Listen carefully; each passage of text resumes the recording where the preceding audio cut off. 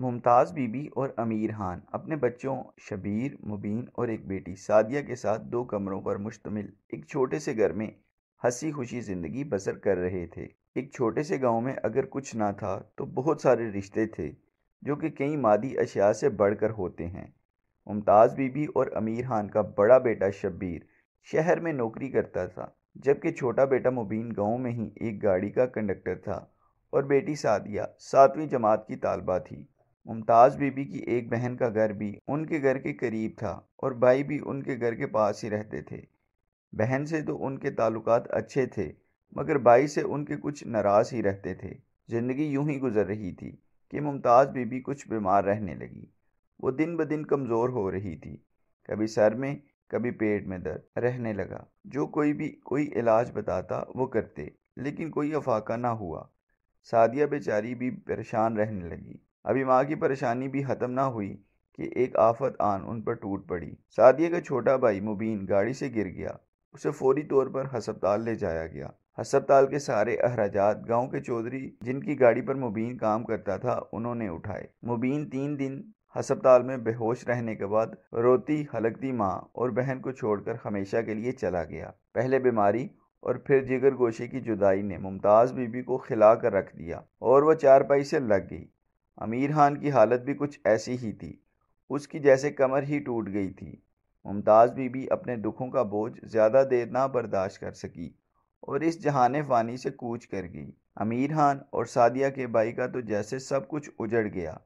امیر خان کو چپ کی مہر لگ گئی تھی۔ وقت کا پہیہ چلتا رہا اور رمضان کا مہینہ آ گیا۔ پہلے تو سعدیہ آس پڑوس سے کھانا وغیرہ بنوا لاتی، لیکن اب تھوڑا مسئلہ ہو گیا۔ وہ اگر اتنی چھوٹی نہیں تو اتنی بڑی بھی نہیں تھی کہ گھر کی ذمہ داریاں اٹھا سکتی۔ امیر خان اندر ہی اندر بیوی اور بیٹے کے غم میں گل رہا تھا۔ ابھی ممتاز بی بی کا چہلم ہی گزرا تھا کہ امیر خان بھی سفر آخرت پر روانہ ہو گیا۔ سعدیہ اور شبیر اس دنیا میں اکیلے رہ گئے۔ اب سعدیہ کی خالہ جو ان کے گھر کے پاس رہتی تھی، انہوں نے فیصلہ کیا شبیر کی شادی کر دی جائے۔ بھابھی کے آ جانے سے سعدیہ بھی بہل جائے گی اور شبیر کو سہارا مل جائے گا۔ اس مقصد کے لیے انہوں نے لڑکی کی تلاش شروع کر دی۔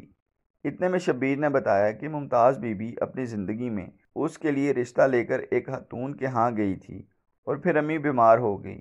میں چاہتا ہوں کہ میں اسی گھر میں شادی کروں جہاں میری ماں چاہتی تھی۔ پھر وہ لوگ رشتہ لے کر ان کے ہاں گئے اور انہوں نے ہاں کر دی۔ شادی کی تیاریاں شروع ہو گئی اور جلد ہی شادی ہو گئی۔ شبیر کی بیوی عائشہ کے آنے سے گھر میں رونق آ گئی۔ بھابھی کے آ جانے سے سعدیہ بھی بہت خوش تھی اور شبیر بھی تھوڑا مطمئن ہو گیا تھا۔ اسی طرح دن گزرتے گئے۔ سعدیہ کے چچا نے سعدیہ کا ہاتھ اپنے بیٹے کے لیے مانگا، لیکن شبیر نے انکار کر دیا۔ اس نے کہا ہمارے ماں باپ کی زندگی میں آپ کی ان سے بنتی نہ تھی اور اب میں آپ کو بہن کا رشتہ کیسے دے دوں۔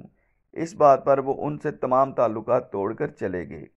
جب دکھ اور ناکامیاں انسان کی زندگی میں دخل انداز ہوتی ہیں تو اپنے بھی پرائے ہو جاتے ہیں۔ سعدیہ اور شبیر کی خالہ جو کہ ماں کے بعد ان کا سہارا تھی، ان کا کوئی جان لیوا بیماری نے آن پکڑا اور وہ کچھ دن شہر کے بڑے ہسپتال میں رہنے کے بعد اس جہان فانی سے کوچ کر گئی۔ سعدیہ اور شبیر کے لیے ایک نیا دکھ آ پڑا۔ انسان بھی کیا سوچتا ہے اور کیا ہو جاتا ہے۔ خالہ کے جانے کے بعد ان کا دکھ پھر سے تازہ ہو گیا۔ وہ صدمے سے نڈال ہو گئے۔ وقت سب سے بڑا مرہم ہے جو بڑے سے بڑے زخم کو بھی آہستہ آہستہ بھر دیتا ہے۔ وقت گزرتا گیا اور پھر سعدیہ کے ماموں نے سعدیہ کا رشتہ اپنے بیٹے کے لیے مانگا تو شبیر نے ہاں کر دی۔ منگنی کے نام پر بس زبان دے دی گئی۔